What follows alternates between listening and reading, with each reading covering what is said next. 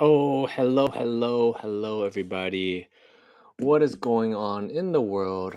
It's the morning. Hope you're having a wonderful day. Let's just get into it. Let's see. Let's see. I woke up. Um, Today is the almost the last day of school for a lot of kids already. But let's just see what's in the news. Let's see. I woke up and I got onto the news and I saw that I guess the trade war is off for now. I I wonder if you guys don't know, a court case. I'm sorry. If you guys don't know, uh, basically this small trade court with three, I believe it's like three judges on there. They blocked all most of the tariffs that Trump put in place during his Liberation Day.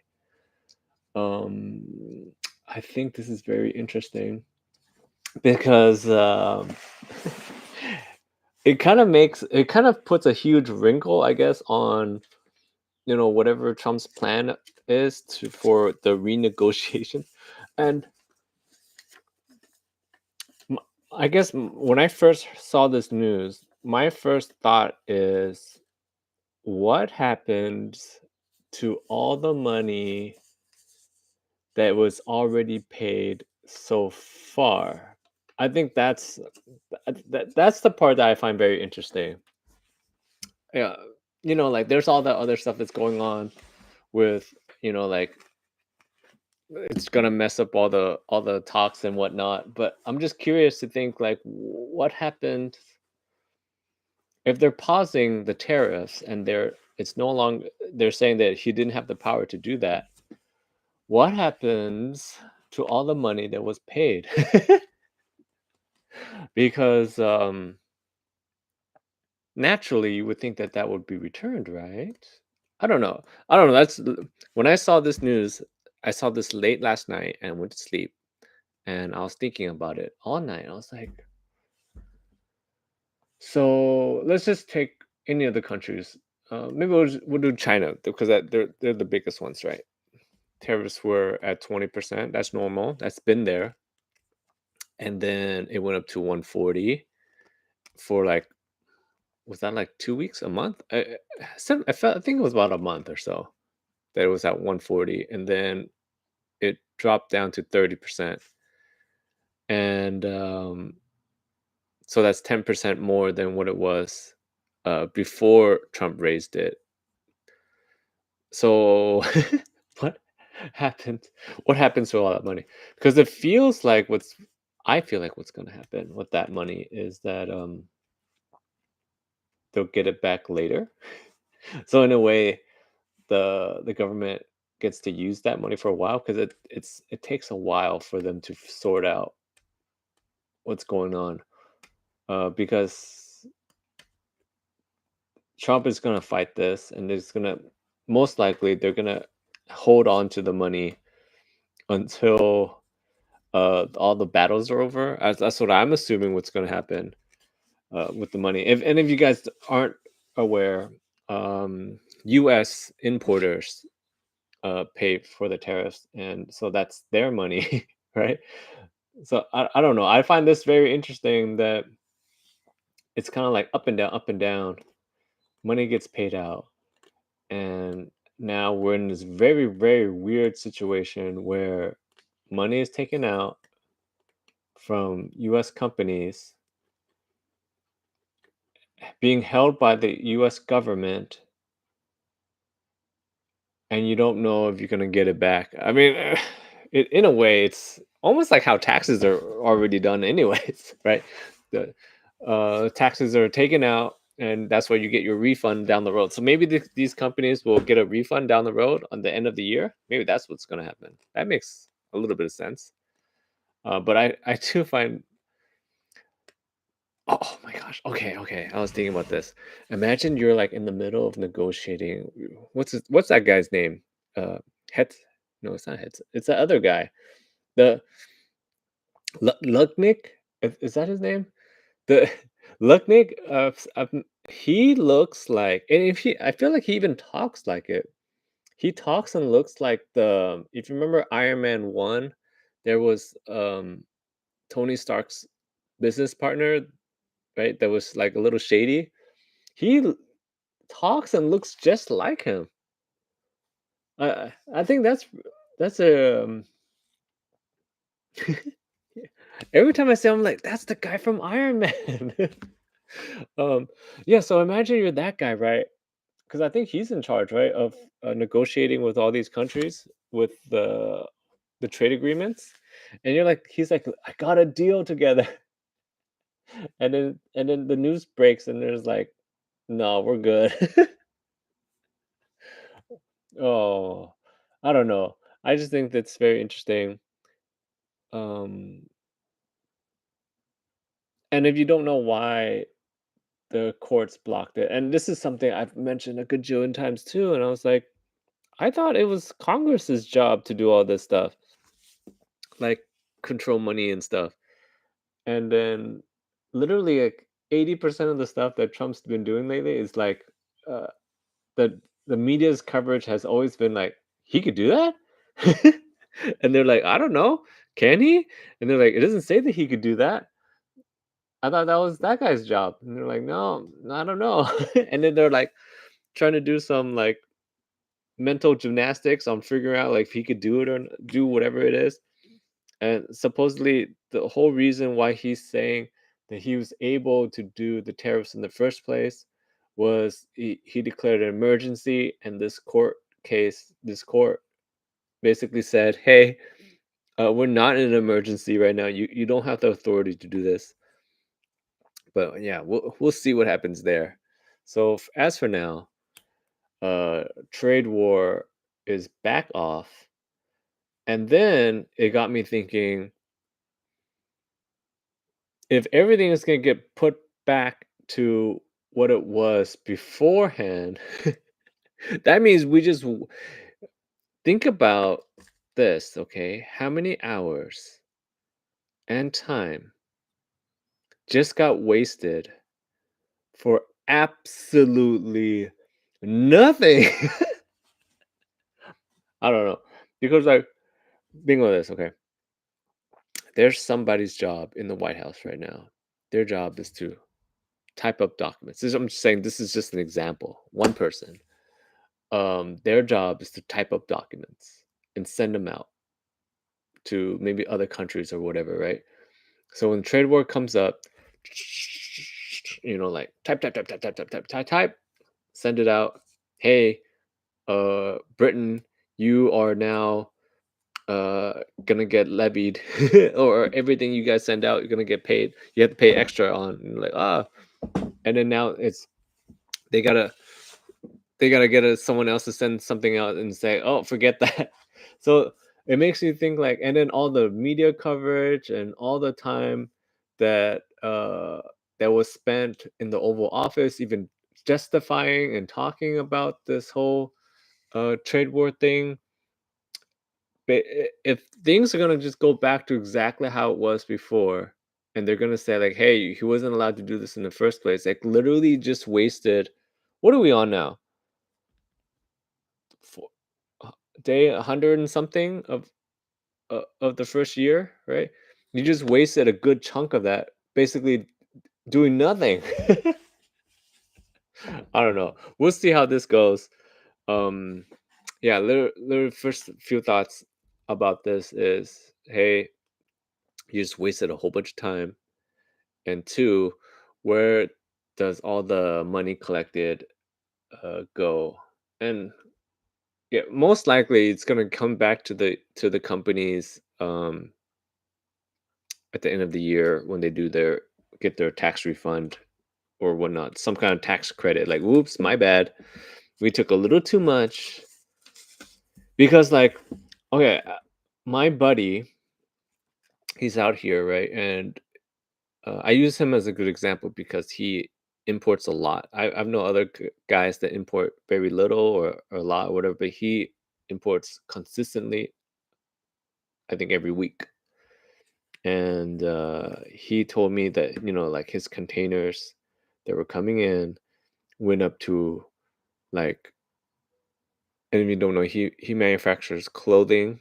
He white labels them and he sells them to your favorite this department store brand, and you probably don't even know he exists. But he's the one that makes like fast fashion is his jam. Okay. And he imports a container pretty regularly, and he was telling me that millions of dollars are going to be lost for him because each container just doubled up, and I think each container for him was like 50,000, so it became like 100 something thousand each container. And he said that he just had to eat it at first, and like the first three he ate. He was like, the containers are already coming, and I have to maintain a little bit of the relationship with his customers here, which is like Nordstrom or whatever.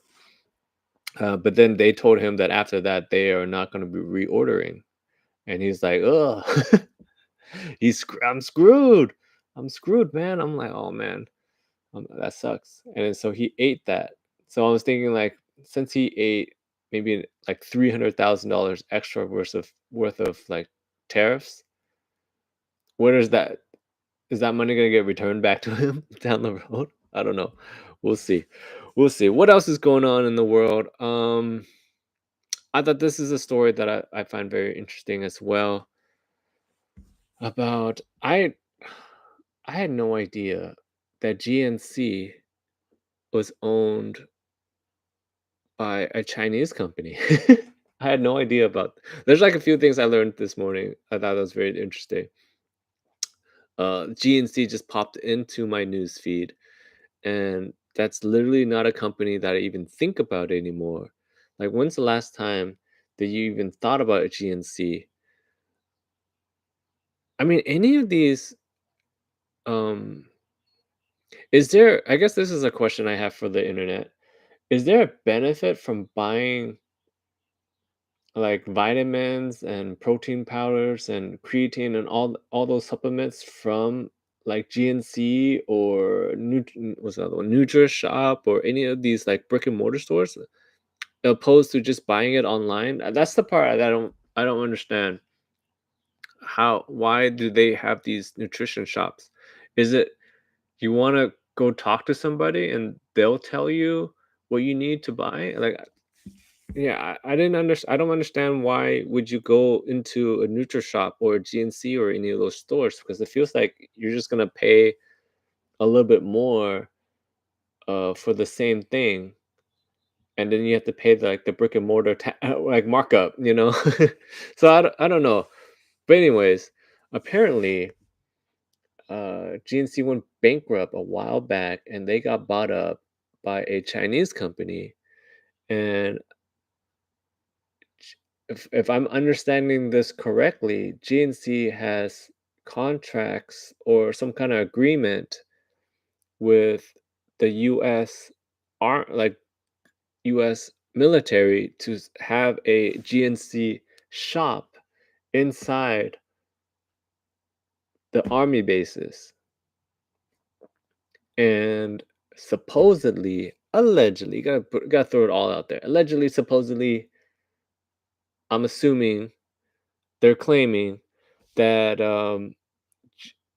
GNC is working for the CCP, collecting data from our military people through the supplements, which I find actually very, very funny or interesting, because it's like they're saying that they're tracking supplement use, right, uh, through the GNC inside the military bases, and they can track like biometrics, sleep. Like, I just think it's very interesting that they're like, you know what, um Joey didn't get enough protein powder this week. That means he's a little bit weaker on the west, and by the data that we have, he's at this base here. uh we should strike now. you know I was like, oh, Billy's not taking his fish oil, his eyes are not good.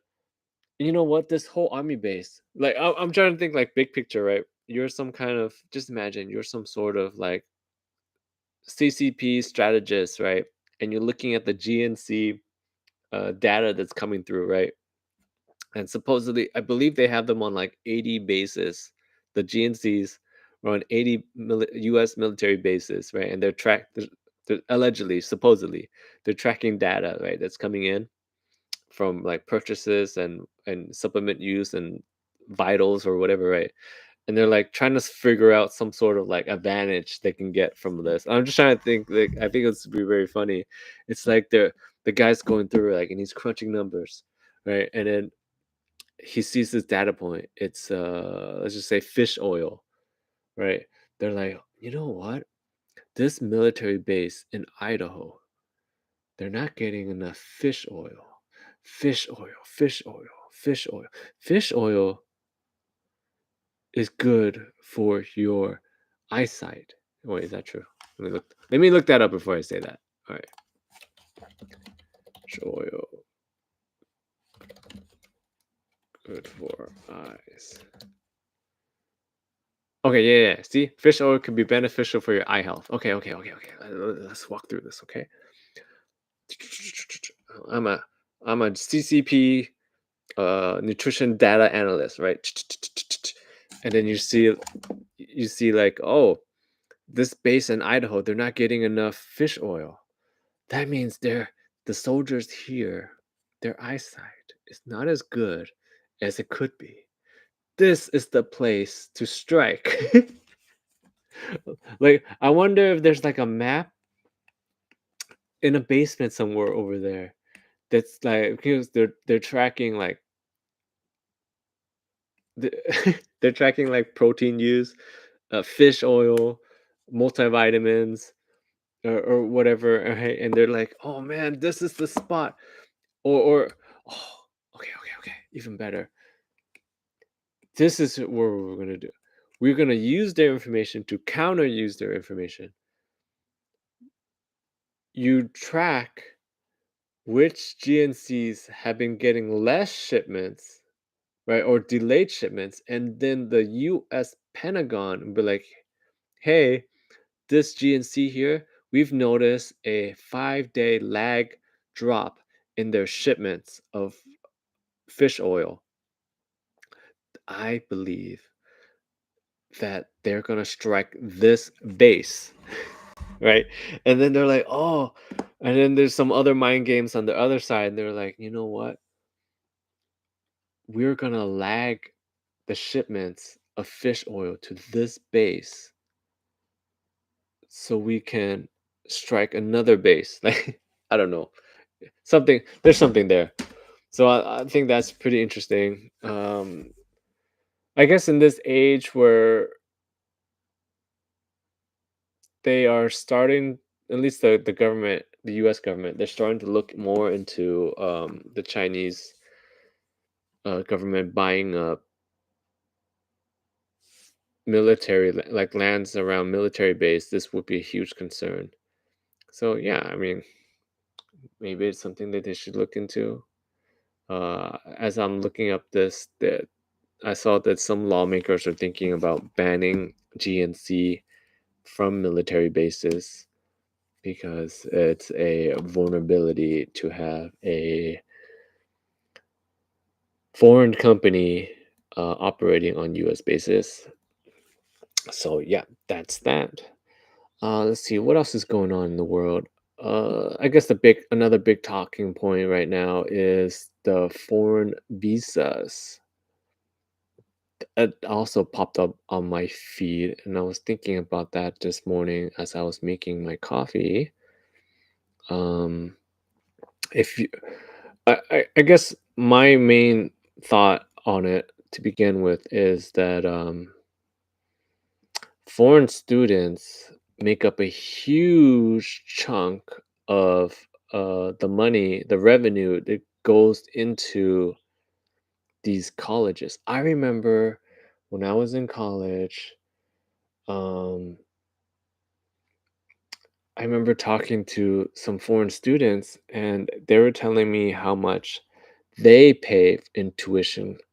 And I remember hearing how much they paid, it was like triple of what I paid in tuition, right? And I was thinking to myself, like, you paid that much to go to this school? Insane. Like the foreign students' tuition is like 3 times more than what the tuition is for a US person. And yeah, and so I'm like, that's a big. So when I first saw this news and they're trying to limit the amount of foreign students, I was thinking to myself, like, that's a big chunk of money that the colleges are not getting, because I swear it's like 3 times more. Just that's just tuition. And then, each one of these foreign students, they don't have a house here, right? Or or anything. Like, some kids, they have like they live nearby, or they can commute, or whatever, right? They can get there without the additional cost of housing. These foreign students, they have to get rent a apartment, dorm, or whatever near the school. They have to. And then they also don't have a car. Some of them. Some of them are just filthy rich, and their parents will just buy them a car. But a lot of times they'll just buy them like a small car, um, just for while they're here. Like, they'll lease a car or something, and then But that's still money that gets put into the economy, right? Because they have to. Um, so they need to get that. They they have to pay for housing. They have to get transportation. They pay full price on everything. So, literally, I remember, going to college, and I was talking to somebody, and it just came up, and I was like, "You pay how much to go here? That's crazy." I wouldn't do I wouldn't do that. But supposedly, this is at least the thought process that I was told why international students, let's say if you're from, let's use Japan as an example, because I think they're the easiest one for me to think about. Um, Japan is very strong academically, right? We all know that. And but mindset wise, this is what I was always told about just education and overall, right? Comparing it to other countries. Um, from in America, from elementary all the way up to high school, we suck. We are terrible, right? Right. From elementary all the way into high school, we are terrible because we're taught like just certain things at certain rates. In Asia, let's go back to my example. In Japan, they're just taught ahead all the way, like from elementary all into high school. Same range, right? From 3, 4, whatever, until 18. They're taught this much information, and we are taught this much information, but they're taught maybe information a little bit beyond. But there's only so much information that you're ready for. You know what I mean? Like, it's kind of like you need to learn how to add and subtract before you can learn to multiply and divide. Well, they fast track that, right? But then when it gets to there's a certain point where you're just not capable of understanding more complex things, so they have to stop. But they in a lot of schools in Asia, what they do is they try to cram as much of that as possible, but you can only do so much, and there's only so much information. There's only so much. Let's just keep with math. There's only so much math that you can do at a certain time and age, right? There's only so many problems that you can do. So they exhaust all of that within that time frame of like for them to get to high school. While in America, this is what my thought process on this is: they we are taught, right, but then we kind of slowly do it. And then so if you have to compare a high schooler in America and a high schooler in, let's say, Japan, the Japanese one may know more at that particular point, but there's only so much information. And then from that point, right, when they go into college, they don't learn as much because they already learned so much already in high school. So, like, for example, this is what I was always told when I was younger. Okay, someone could correct me. Is that in Japan, once they are done with high school, a lot of them don't go to college because their colleges suck. So their schooling until high school is great, and then after that, their colleges suck.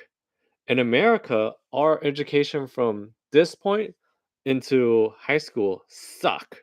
And then when we get to college, and when Americans go to college, that's where our college system is better. And that's why a lot of foreign students, like let's say from Asia, like to come to America to do college because our college system is better than their college system.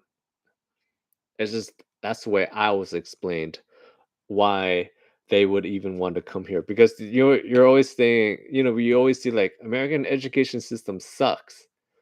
And then it's like, then why are all these foreign students trying to come here? Right? If we're so back on education, then why are you guys trying to come here? Right? And it's that's the reason. They cram all they cram everything into up into high school and then they just like that's it. Uh,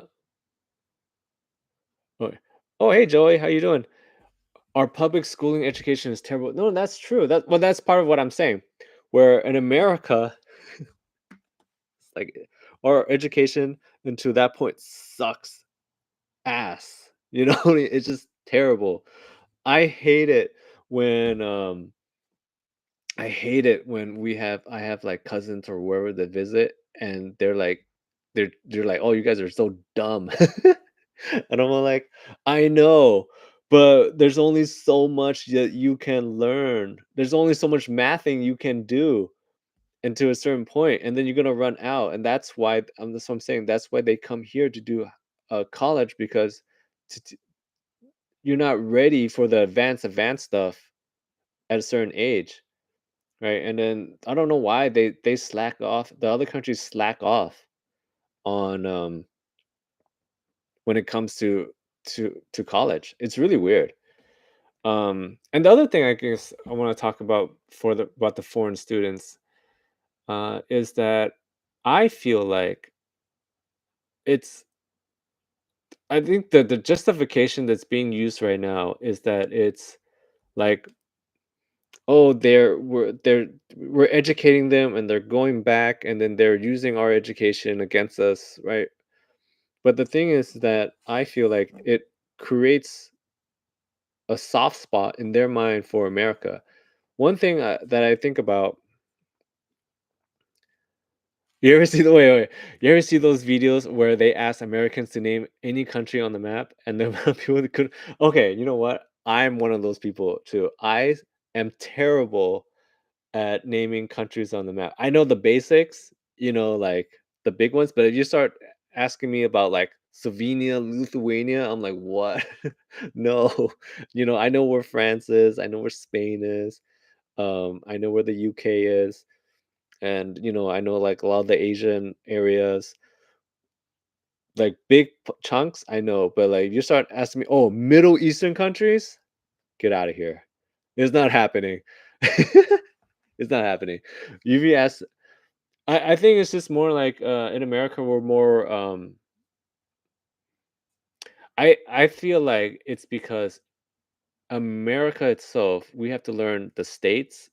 Like if you go and you ask um you know a foreigner like where's Idaho, but then again, okay, I barely know where Idaho is as well. I'm just saying this made this as an example. America is so big that we have our states. Some of our states count as countries in other parts of the world. I think that's the point I'm trying to make. That some of the states by themselves, right, is a full-on country. California itself is way bigger than Japan and Korea and all, like all the Asian countries, a bunch of the Asian countries combined. You know what I mean? Florida is probably Texas is bigger than probably all of Europe. You know what I mean? Like we know the different states, and we have to learn that. And then so you're kind of like, I don't know where I don't know Serbia is. Like ah, it's tiny. It's tiny compared to what we have to do. I don't know. That's just my thought on that. Why that we have such a hard time in America learning different countries, and a lot of times we're just so self-involved. America is a big place, and there's a lot of news. You know how they say like, oh, Americans, they don't care about the world news. Well, yeah, because I'm worried about Florida. Uh, do do you know how much Florida man news comes out of Florida? That is a big chunk of my news feed. Like, or Texas. Like, I don't have time to worry about what's going on in another point of the world when Florida. Okay, Joey, then if you're in Florida, you know what I'm talking about. You must get so much Florida man news that it's like you don't have time to be worried about what's going on in Vermont, or you barely have time to get to worry about like what's going on in Seattle or Idaho or whatever. You like yours. There's a lot of good stuff going on all the time. America is a big place, and we have so much of our own local news to worry about, to be caring about what is going on in, I don't know, Pakistan. Which, I mean, that is a concern. We should we should look more into the Pakistan India thing, because at some point somebody's gonna nuke each other, and you know we all live on the same planet. um, okay, back to the foreign student thing. Okay, this is what I was trying to get to.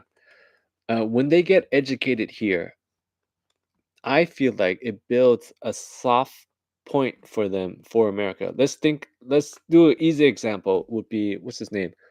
Kim Jong Un, right? The leader of North Korea. I believe he was educated here, and he loves Western stuff. So it puts a soft spot in him.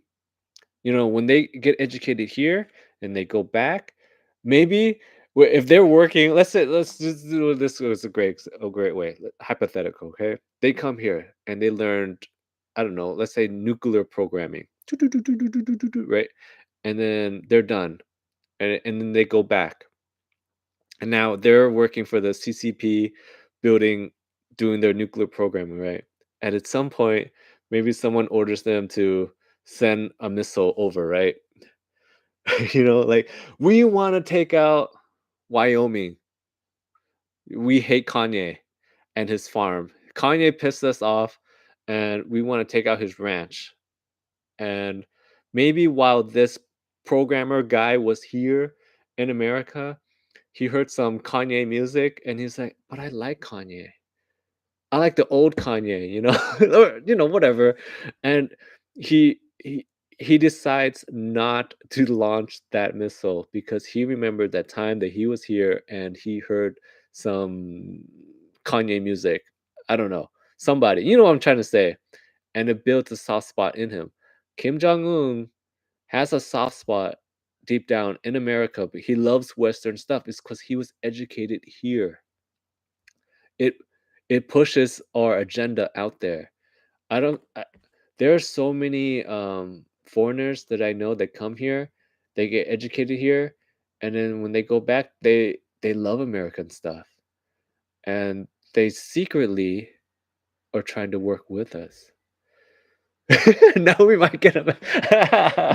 Okay, okay. We can get into the Kanye situation, but who's Kanye pissing off? Israel? I don't know. He's identifying. Kanye is identifying as everybody now. If you heard his newest song, he said he's like He's got all the symbols now, okay? So technically, you he's not gonna get a missile because he's everybody now. He's got the star. He said in his one of his newest songs, he's got the star, he's got the cross, he's he's got whatever other symbol that there are. He's Buddhist, like he's got all the symbols. So we're laughing at Kanye now, but it would be crazy in 10 years from now. he's he unites us all. Because everybody hates Kanye at the same time, and we're like, the enemy of my enemy is my friend. We are now friends. Send Kanye to become friends with everybody. Uh, let's see. We're getting off topic. It's too much Kanye. Maybe he was a bad example. What else is going on in the world? Let's see. I covered the trade stoppage. Like I just feel like that's a silly that's a crazy thing. Imagine I'm just thinking of how much money and time was wasted if if the trade tariffs get stopped like the way supposedly getting stopped right now. That's so much time and money that was just wasted. Just think about imagine being that press lady. She spent so much time defending the trade war, you know? The I know Trump's trying to appeal it. I feel like what Trump's trying to do it actually makes way more sense because I correct me, I heard this news earlier in the day or late last night. So I hadn't had time to actually look into it yet. But just my understanding is that as of right now, it's stopped going back and Trump is appealing it um to get it to go back. And then he's also trying to appeal it in a way that they don't revert it back. Like basically, this is just a pause on their rejection. You know, like uh, if tariffs are 10% right now, they need to stay 10% until this is sorted out. Instead of it's 10% right now, it's going to go back down to zero, and then when they sort it out, it goes back to 10. I personally, this is just my thought process on this. It makes way more sense for them to keep it at 10% and not go back because I don't like the thought of all the time and effort that was wasted. Really, that bugs me a lot. You know, when you're in government, when they're in government, they only have a certain amount of time, you know, to get things done. And what are we on? We're on day 100 something, right? If this goes back uh to zero or back to basically him doing nothing, that means he just wasted like 40 days of effort. You know what I mean? Like 40, 50 days of effort just gone. Trade talk. Think of tax dollars, right? Lugnick had to talk to all these countries trying to make a deal or whatever. And all that literally goes out the window. And even at this point, it goes out the window. But at least keeping it at 10, to me, makes it way more sense than it going back to zero. And then when they're trying to negotiate, I'm talking about at the end of the day, we are all Americans, and you want what's best for America. And like, you imagine trying to negotiate at this point right now when you got nothing. You literally have nothing. And so it makes the job 10 times harder now. So I personally feel like they should just keep it at 10% and get it all sorted out. But you know, we'll see how that goes. Let's see what else we cover. The GNC things actually I find very interesting as well. GNC being on military bases and they're supposedly gathering data on soldiers on supplement use. I think that's I don't know why I think that's so funny. Let's see what else is going on. Oh, I think there's something that I saw last night that I thought was really funny. I saw this video of do you know Filipino stick fighting? I think it's called Kali. Kali. They were like, and if you guys don't know what Kali is, I'm pretty sure it's Kali. Um, look it up. Yeah, yeah, okay, Kali sticks, right? I saw this video of two ladies, and they were like, I've never seen an actual tournament before. I've seen like short clips of like them like training, and they do like the disarms and stuff, but an actual tournament. I thought this was very interesting. Maybe I'll pull it up if I get a chance. But it was literally like them. They're like they're being cautious, and then at some point they both come in and then just start like smacking each other, right? And I went into the comments, and the comments were literally, oh yeah, okay, yeah, this is what Daredevil used. Okay, the comments were basically saying that almost 90% of all Kali tournament fights end up that way, where all that training that you do to learn defense, offense, when to strike, when not to strike, how to strike, goes out the window literally when you're actually in the fight. Like they start off like like how fighters do when they kind of like test the ranges, and then at some point they just like YOLO, and then they start smacking each other. And then I saw this, and it was two ladies, two girls or ladies. I can't tell because they're fully, they have all the gear on. And then when I saw that, I was thinking to myself, is this why um, Asian education is so much better? Because I was thinking this.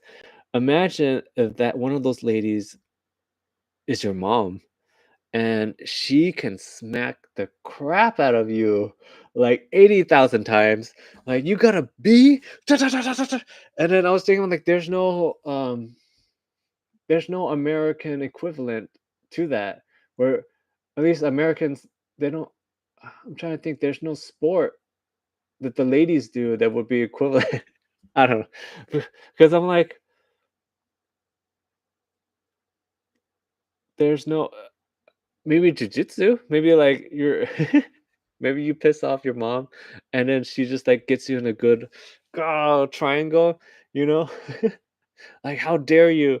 But oh man, when I watched that, literally I was thinking to myself, like, imagine getting beat by a mom that does Kali. Like, that's insane. That's okay. Okay. Not even my okay, okay. I got it. I got it. This is how we're gonna fix the American education system. Okay. What did they say? They say the home is the home is like 80% of the learning gets done at home or something like that. I'm pretty sure there's some sort of like phrase like that.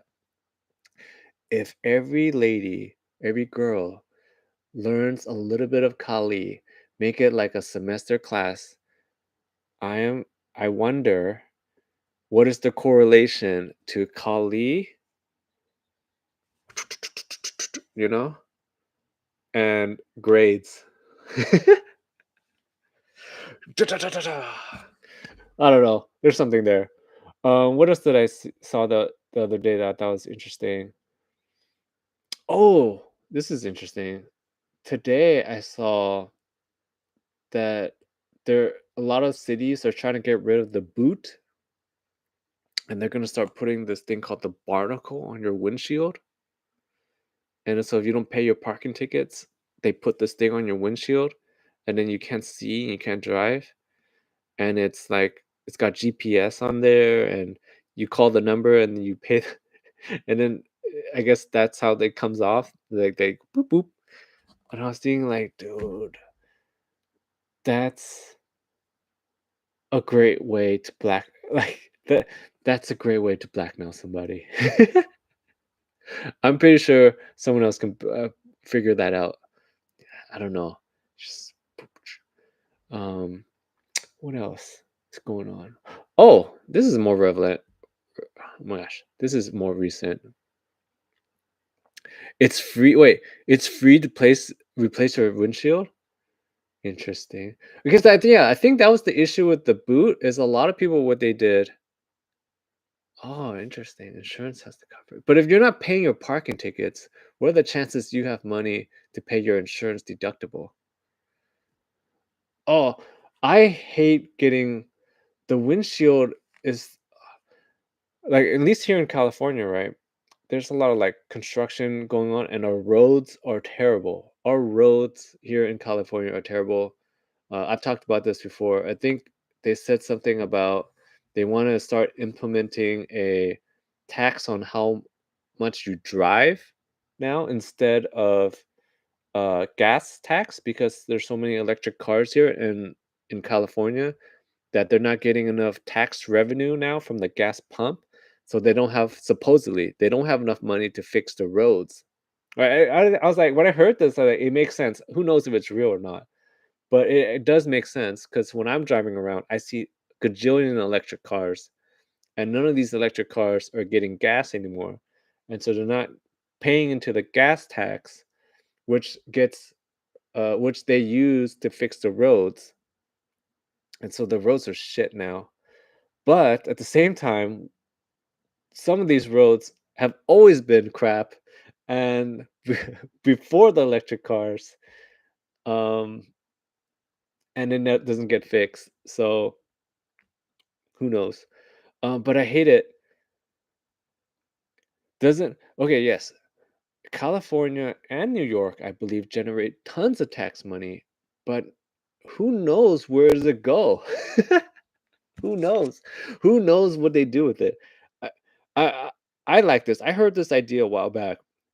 Someone said that what they should do is, when you get your tax refund or when the end of the year you do your taxes. I'm pretty sure they could easily track this. Um, they want to see a receipt on your taxes. Like, where did your tax dollars go? Like, let's say I pay my taxes, right? And I paid, let's just say $1,000, whatever, 2,000, 20,000. It doesn't matter what the dollar amount is. And the receipt goes, hey, from the money that you collected, 1% of it went to building that bridge over there. 2% of it went to this road repair. Like, just at least just send some sort of like itemized list of where did the money go. I think that would really um, make a lot of people very happy because the taxes get collected and I have no idea what do they do with the money. I mean, there's a good chance that it gets sent to other states for them because there's some states that don't generate enough, and they get stuff done. So I mean, that's a possibility. That's always something that at least from in California that a lot of people here are very upset about is that they feel like we pay tons of taxes and none of that actually impacts California itself. It gets sent to other states that again, someone could correct me if I'm wrong. That's just the sentiment that's here in California that we pay the high taxes and then it goes to other states and then yeah, see, most of it gets sent to federal and then the federal sends it out to the other states that aren't contributing as much and then those states shit on they're like like they talk shit on California and it's like, dude, I'm paying for your roads when my roads are shit. that's that's literally how it feels like to be in California all the time, where it's like we pay the high taxes. I'm paying for your roads, right? That's what I'm saying. Where I would love to see an itemized receipt of like, oh, uh, you're you paid this much in taxes. This percentage of it got paid into this program, and this program spent it on this. And it's just like, so everyone can see like, hey, a little more transparency, I guess. Like, hey, I fixed the roads in Wyoming. You know. How do we even get here? Oh, I don't know, actually. Oh, we were talking about windshields. Oh, I hate it. Okay, the roads. I hate it when you drive on the roads, right? And you drive behind one of those gravel trucks and a little tiny gravel rock chips your windshield. It's that bugs me so much. The little chip, because the little chip, you don't know if that becomes a big crack later on when when the weather changes, when it gets hot or cold or whatever. That little chip bugs me like crazy. And I remember one time I got windshield insurance, and the windshield insurance covers. Okay, is that why you had to fix your windshield, Joey? Someone sent a rock into your windshield and cracked it? Well, anyways, I got. Oh, that sucks. But then again, that's a good thing. You see, you're lucky, Joey, that the rock cracked your windshield and not chipped it, because I paid for the extra windshield coverage a long time ago when I got my car. They asked you to get these extra coverages, and I was like, windshield coverage, sure. If it's a chip, it doesn't cover. If it's a crack, they cover. So one time I got a chip and I was like, I'm gonna get my money's worth. I'm Asian, okay? I'm gonna get my money's worth, whatever I do, right? So I got a chip literally like 2, 3 months into having this car. And I'm like, I want to get it fixed because I just got it. It's a brand new car and I got a chip. I call them, they're like, sure, we'll send out tech. They send him the tech. He comes, he takes a look at it. Nope, can't fix the chip. And I was like, "What? No!" And he said if it cracked, then yeah, they'll replace it free of, like, no problem, free of charge. But oh yeah, no, it's the same here. They're not. He didn't charge me a deductible for it. It's just he's saying that it's not covered. Chips are not covered because they can't. They're not gonna replace a whole windshield for a chip. That's basically what he told me. And I was like, this is bullshit." And then to today, I still have that car. It's I'll say this: if you buy a car and you pay it off, try to drive it as long as possible. Because if you're gonna replace, I don't know why people do this. They finance a car, they pay it off, and then they get a new car once it's paid off. The whole point of owning the car is to get your money back after you own it. If you're gonna continue to have a car payment, just lease the car. And then, after you're done, get another car. Uh, so yeah, I still have this car. My wife's been bugging me to get rid of it, but I'm like, dude, every year that I keep this car without a payment is actually every year that I gain value on this car, right?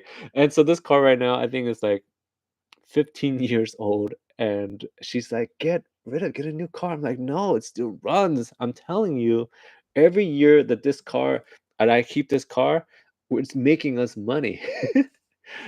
Right? Oh yeah, see, Joe, you got it. You got it together. Oh, but $600 though. See, what I'm saying? You would love to be saving that. But you know what's funny though? I do not feel any difference in not having a car payment on that car, because the wife finds a way to fill that void. You know what I mean? Like, it's like, oh, your car payment's $600 and then it's paid off. You don't have that $600 anymore, and I'm expecting to see an extra $600 in my bank account, right? And it's literally, I'm like, there's no difference. She like finds a way to spend that additional $600. But you know what was very worth it is tire the tire warranty. That I feel is actually worth it. When I got my car, I also got that, and it covers any damage to your tire. They'll give you a brand new tire, and I believe it was like $200 or something. I've used that thing a gajillion times already. I had 3 or 4 different nails in my tire, and it covers getting me a brand new tire. But keep in mind, that means you have one new tire and the rest of your tires are older. um, just rotate your tires around. Yes. Yes. Yes. And then I was thinking to myself when I was thinking about this program, I'm like, what's stopping people from, when their tires get a little bit older, just throwing a bunch of nails onto the ground and just running it over, and then like, hey, I, I drove through a construction site, uh, need new tires, whoopsies, So I guess they have to trust you. I don't know. Ugh, allergies. At least here in California, the weather's starting to change, and I'm getting huge, huge allergies. Ugh. Oh, that reminds me of the. I guess this is the last topic. In all tragic, my mother-in-law is convinced that tire shops. I mean, realistically, if I had a tire shop, I might do this. Maybe drive around with a truck and have a pack of nails in the back, and whoops, it fell off. She is convinced that you don't want to live or drive near tire shops because she's saying that they throw nails onto the ground around the tire shop, like off the streets. I mean, it's one of those things that it totally makes sense, but I don't know. I guess I'm trying to think, if you had a tire shop, would you do that?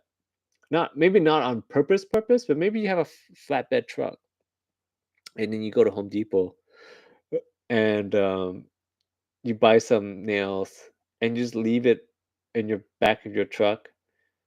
Oh, maybe no, not a box. Maybe just throw some loose nails on the back of your flatbed truck and then you just drive around. If they happen to fall, they fall. But oh my gosh, literally driving around with my mother-in-law. She doesn't know where anything is. Like, she doesn't know where that is. She doesn't know. Sometimes I believe that she does that on purpose, that she's just, downplaying her intelligence, like, "Oh, what is that? What is this? I don't know." But she knows where every single tire shop is, and if I'm driving, I don't know how she knows this. I barely know this. She somehow knows. Like, I wonder if she's in the middle of the night, like, just, like, Googling tire shops in our area and learning different routes to take to avoid them, but I'll be driving down the street and she'll be like, "Make a left here." I'm like, "What? Why? We're trying to get over there." She's like, "Make a left here." And, um, you gotta listen to your mother-in-law, okay? And then so I'm like, "Why are we making a left here?" "Make a left here," and then make a left. And then we basically she knows the routes to go around tire shops. How is that even possible?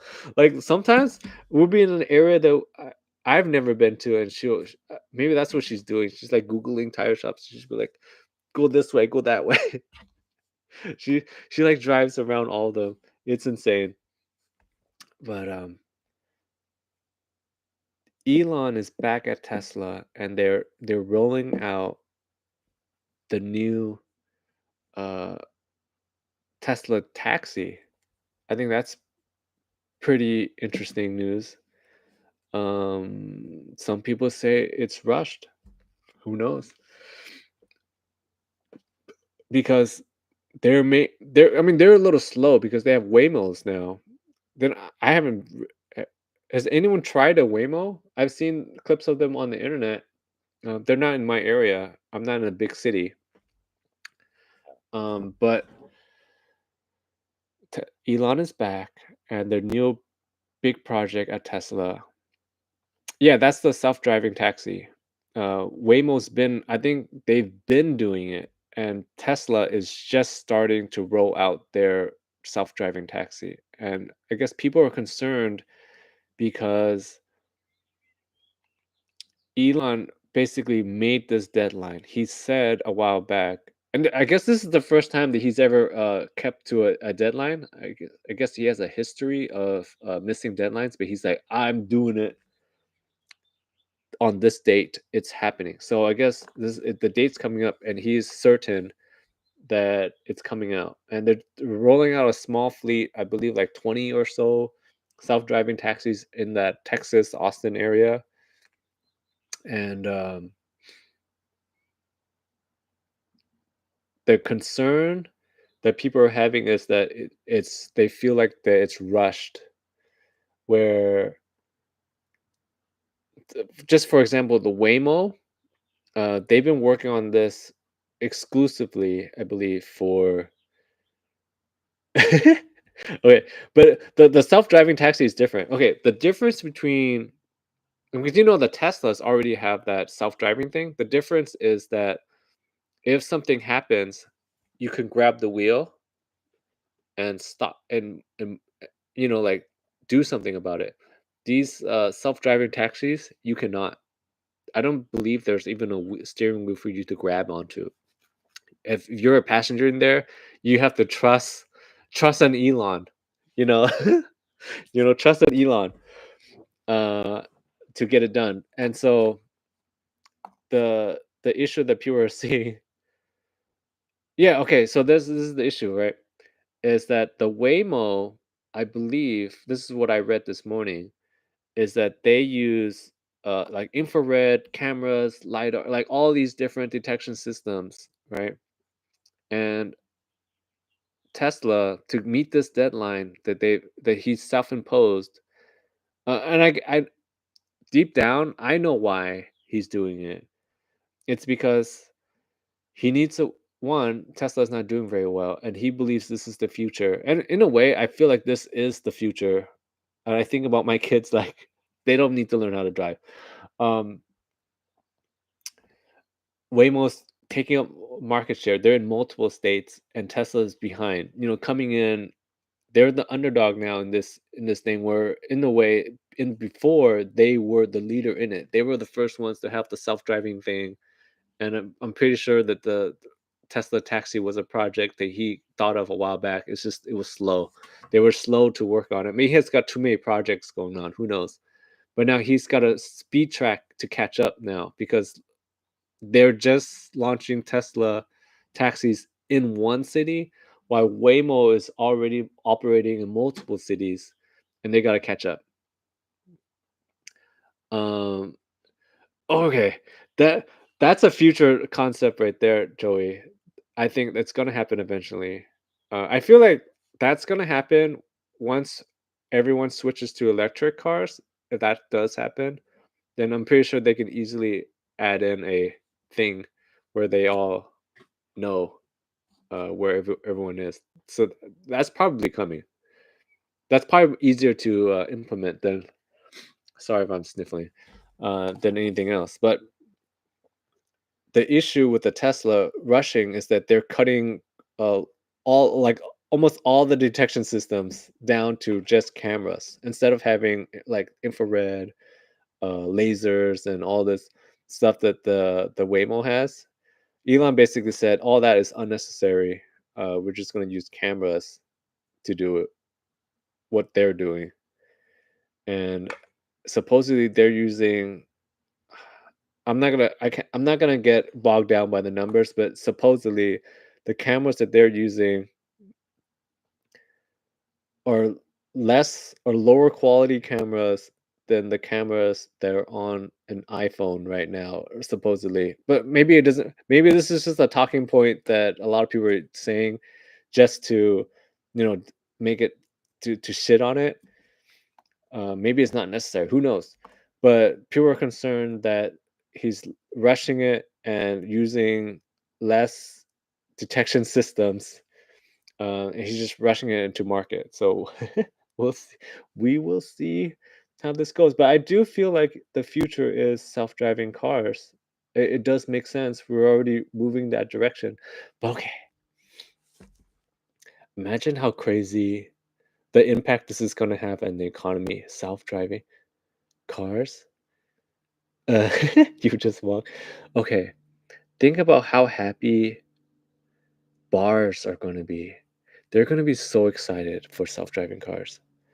Uh, I I wonder if there's a correlation between bar revenue and Uber, because back in my day, we had to drive ourselves home. uh, I'm pretty sure we've all done it at some point where you get a few drinks and you're like, I can make it. No, I did not know you can get a DUI on a horse? That's crazy. I didn't know you would think you can train your horse to just take you home. Like, that's the old school. Oh, you're asking, can you get a DUI on a horse? Probably, unless I would imagine the horse would be the old school self-driving car where you just hop on and you're like, "Take me home," and you just fall asleep and you hope you get home.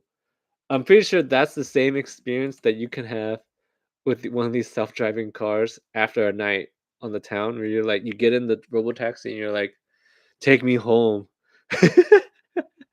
The the Amish are ahead of their times. Like, you know what's crazy about the Amish? If you bring up Amish, I feel like the Amish is a great example of what happens when you oppress people. Like, you ever see those stories of it's like the what is it called when they get like a week or something to go buck wild and they go hard, hard, hard, and they're like they do everything in that in that 1 week. Like, I've watched some of those videos, and this is back when, MTV had the True Life thing. It was like True Life, Amish, and they have that week or something, or month, and they can live like a regular person, and they just go buck wild, and I was thinking to myself, like, I could do all that stuff right now, and I've never done any of those things. I've never tried hard, hard, hard substances like that. And like literally I was watching these documentaries and I'm all like, um I've never even like come close to doing hard substances like that. And it seems like every single like okay, think about this. Just pretend you're Amish, right? And you know that you had this week, right, where you could do whatever you want. But think about this. Your dad had this week before. Your mom had this week before.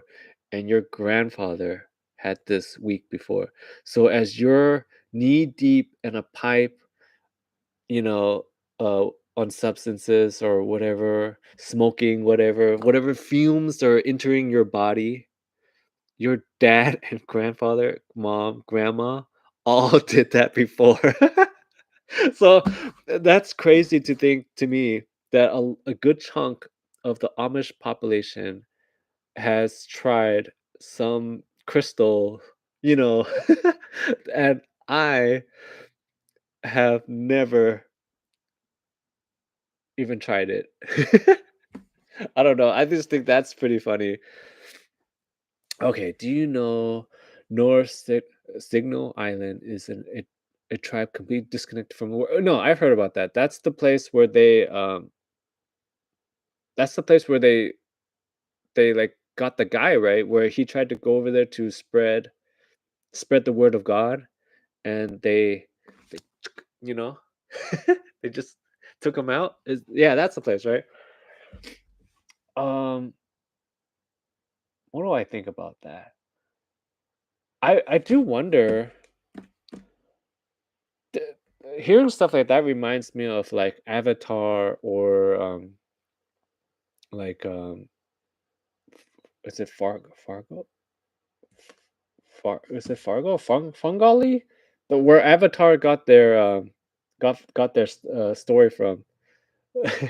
Because it's like this untouched world and we're just going by them.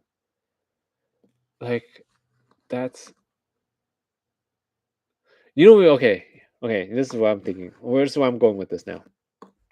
You know how they earlier in the year, was it this year or last year that they found those supposedly they found those pylons that go underneath the Egyptian pyramids, right? And they're thinking some kind of power plant or whatever. Um, Imagine if these people on the Signal Island, right? They have something like that going on, and they think we are behind. And this whole thing about them running naked, they actually have like a special suit on, and it's just that we cannot see it. It's made out of. I was talking to my friend about this yesterday. Actually, they just made super wood, and I was because he's in construction, and I was like, "Hey, have you heard about this super wood thing?" And he was like, "What's super wood?" And it's basically this wood that is 50% stronger than steel and it's just more durable and lighter and everything. And he was like, "What? How do they even do that?" And supposedly it's done by them taking out like the cellulose from the wood and then pressuring it and reforming it and refining it, and it's just wood that's stronger than steel supposedly, right? And I was thinking like, and then they have, if you guys seen the clear wood, they have a process where they can make wood as clear as a window, right? So combine these two together, and you have clear superwood, and maybe that's what these naked people are wearing. They were actually super advanced. We just can't see it. Um, but okay, Signal Island, untapped. If if we ever get into the point where we get back to the Stone Age, that definitely sounds like a stretch. Hey, I'm live and I'm just talking off the top of my head. Okay, things get crazy sometimes. Um, if we ever get back to like Stone Age times, in a way, they are more advanced than they would be more advanced than us. So maybe they're just playing the long game, you know? Because there's that theory out there where civilization goes in cycles, where we go up and then we lose all the information and we go back down and so maybe they're just like they're waiting for us to go down and they're gonna emerge from the island and teach us how to make fires. What would I bring to the island? Oh my gosh. Did you ever hear the story about how Starlink, how Elon Starlink provides internet all over and how there are tribes now that are completely decimated because of Starlink gave them internet and all the men is I don't know if this is real, but it sounds totally plausible. So Starlink gave some of these villages internet that didn't have internet before because you can't run cables or provide internet to them, and they got internet in these villages for the first time. And the first thing that happened to them was they got, let's just say, some very sketchy material that's on the internet. And now none of the men want to work and they spend all day in their huts. And have you seen the episode of Family Guy where Quagmire discovers internet? You know what I'm trying to say? Um, I'm on the live stream, so I can't say certain words. YouTube censors. I don't know. Um, where they get the special material with less clothing for the ladies, and it decimated their men population. So when you mention like what would I bring to the island to show them, um maybe not that. Like if you give them a phone and if you oh yeah, it's the same thing about the North Korean army. I totally get that too. um about That's so funny to me. That's literally uh they just they just aren't built the same, okay? Because they didn't have to go through what I went through. I remember when I first discovered that stuff on the internet. So wait, so that's what I no, I was saying that's not what I'm gonna bring. Because if you bring that, you totally mess up their whole civilization. Um, I feel like I want to make their lives better. What would I bring? Because okay, you gotta think this logically. Okay, if you bring a microwave, they don't have anything to plug it into. Like like think about this. Okay. Okay, that's what. Oh, is that your plan to get them to civilize to into civilization? That could work. Okay, here's the thing.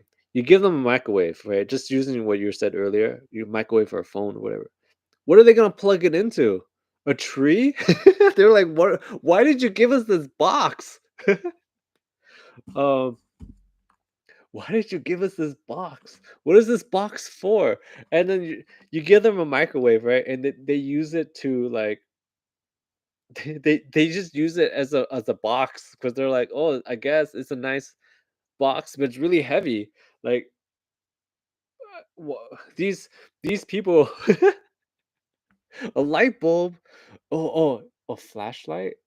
Oh, a flash, one of those pumpy flashlights that what the pumpy flashlights with the magnet inside that generates power. That that actually might work because then they can hunt at night, and then that like fast forwards their civilization. Ooh. Oh, okay. No, no, no. I got it. Um, you ever seen those kits the kids have now? Like I swear, kids these days, they don't know how good they have it. Where you can build it's like a bunch of metal frames and wheels. Dude, you're Joey, you're messing with fire right there, okay? Do not show magic to the villagers, okay?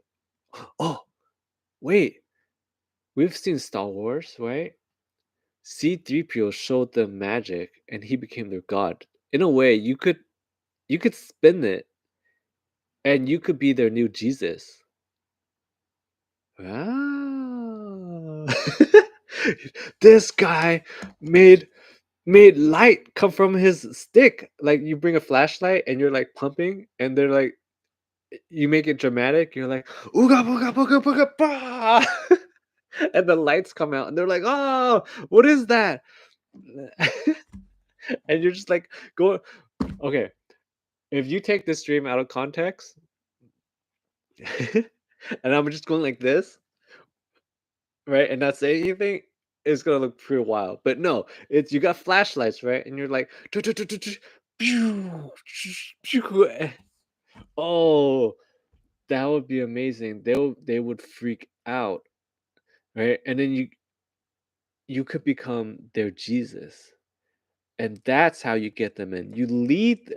Imagine you bring a flashlight and you somehow show them the path, and then they think you're a god, and then you become their leader and you just like slowly teach them things and they're like this guy is amazing, he knows how to make light, and then they make these stories about you.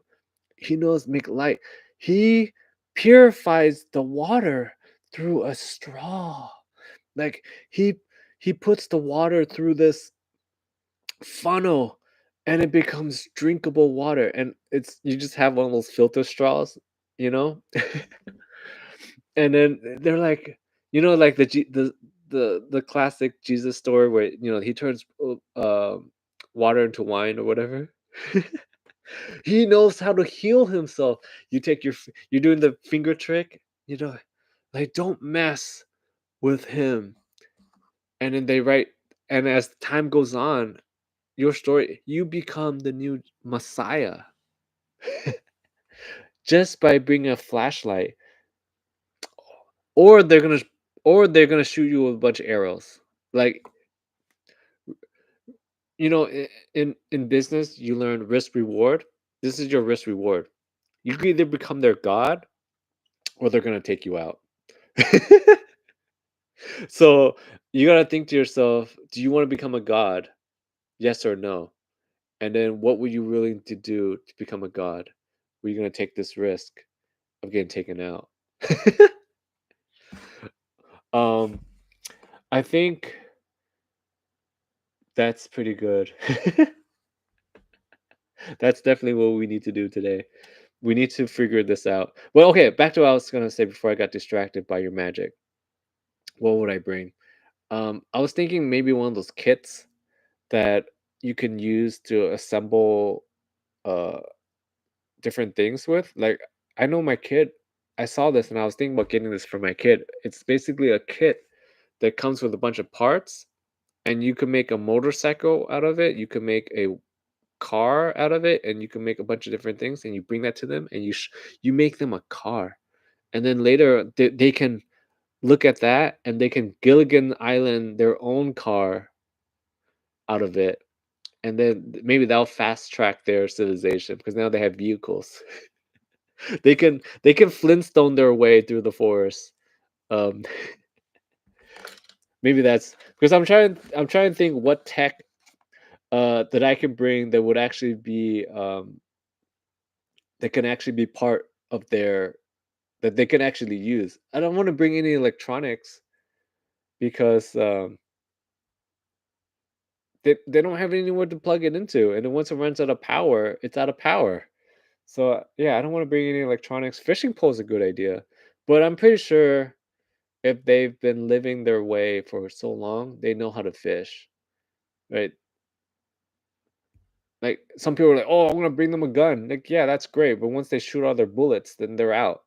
That's why you watch the like Alone show. No one brings a gun because you only have so many bullets, and they can't manufacture bullets. Um, ooh, a sword? I don't know, but yeah, you want to give them some sort of tech that they can actually use long term. I think that's the best way to do that.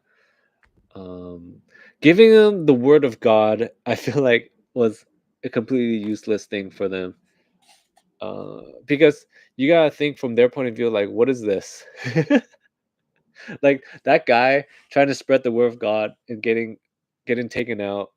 Um, just don't. Okay, I feel like you think Playboy is a winner. Um, Interesting. I don't know.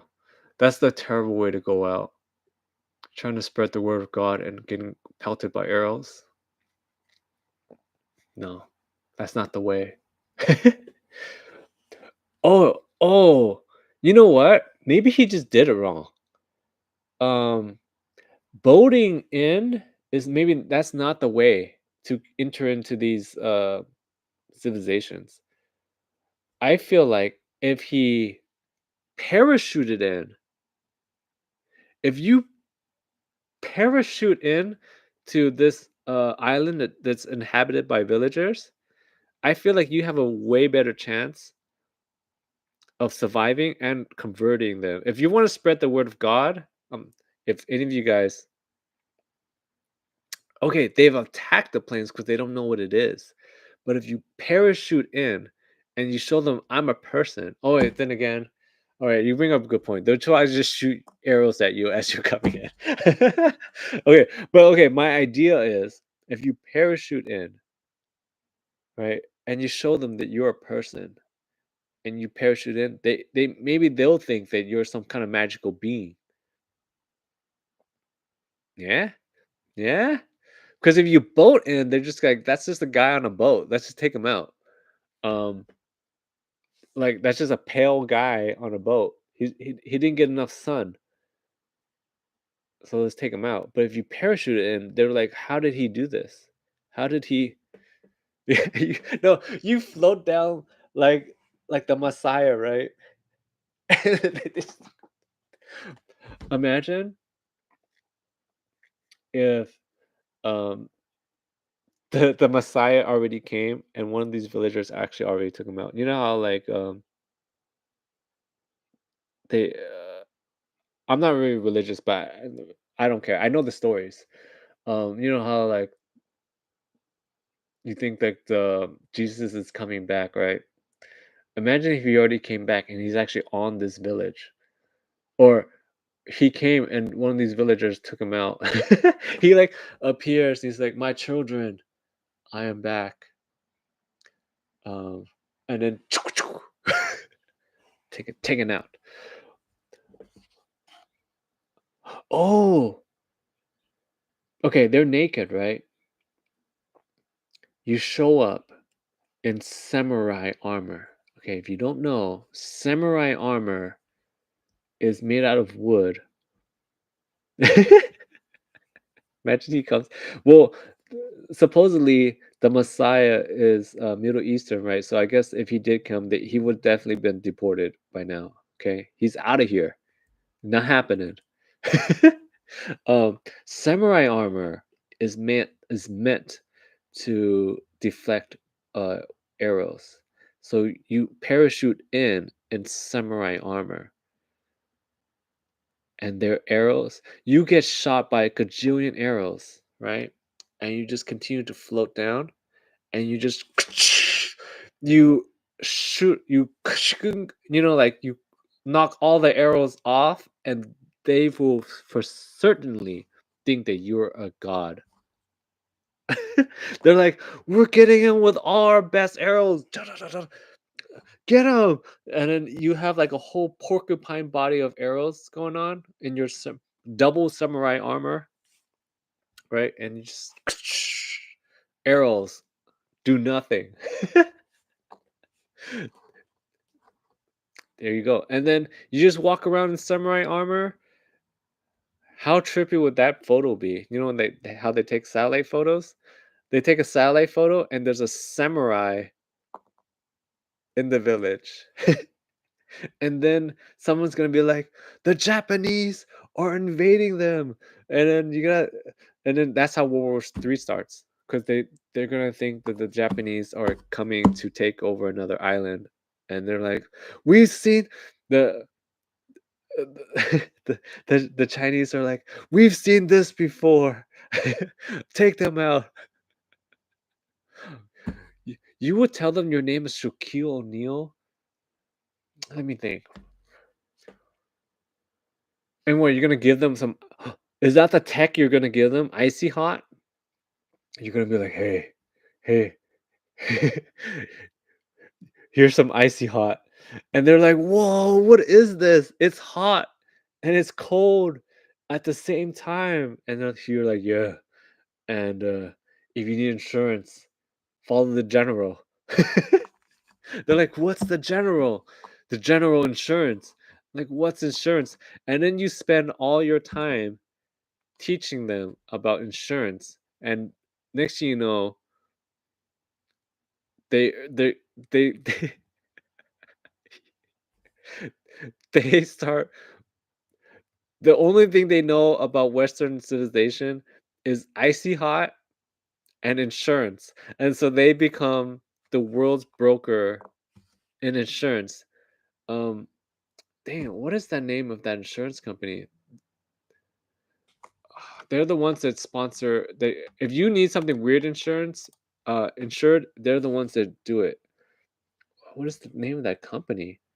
I believe they're considered the first insurance company. It's their symbol is a steamboat, if I remember correctly. Oh, Lloyd's of London. I don't remember. I just remember their symbol is a train, is a steam train. They're one of the first insurance companies out there, and if you need something weird insured, they're the ones, and they become the world's insurance company. Oh, life's cut out size of Shaq. He's like seven something, right? Um, the closest I've been to a basketball player, I guess, is uh, I mean, reminds me of one time my cousin met Kobe. I wasn't even there, and I heard this story. And this was when during like Kobe's heyday, and he told us this story, and we're like, "What? You met Kobe?" And I tell people like I was there because Kobe was the man in California, and he was like, "Yeah, I was at a convenience store right next to the Equinox gym, and Kobe came up behind him and was like, "Hey, can you give me some orange juice?" And then my cousin was like, "Oh, sure." And he grabbed the orange juice and he turned around and he looked up right? And he's like, Kobe Bryant? Col- Kobe Bryant. He's like, yeah, hi.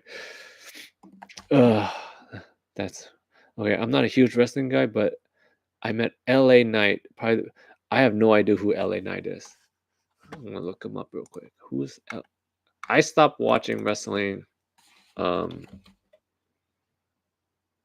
I want to say in the 2000s. LA Knight. Yeah, I have no idea who this guy is. Yeah, I stopped like you're talking wrestling.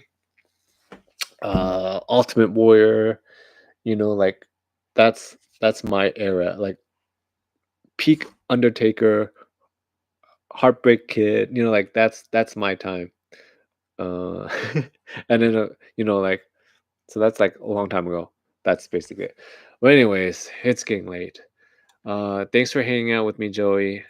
I'll see you guys tomorrow. I gotta take a break and then I'm gonna catch up on the Diddy case, see what's going on there, and then maybe I'll come back later with a Diddy case update to see what's going on or see what else is going on in the world. All right, see you later. Thanks for hanging out.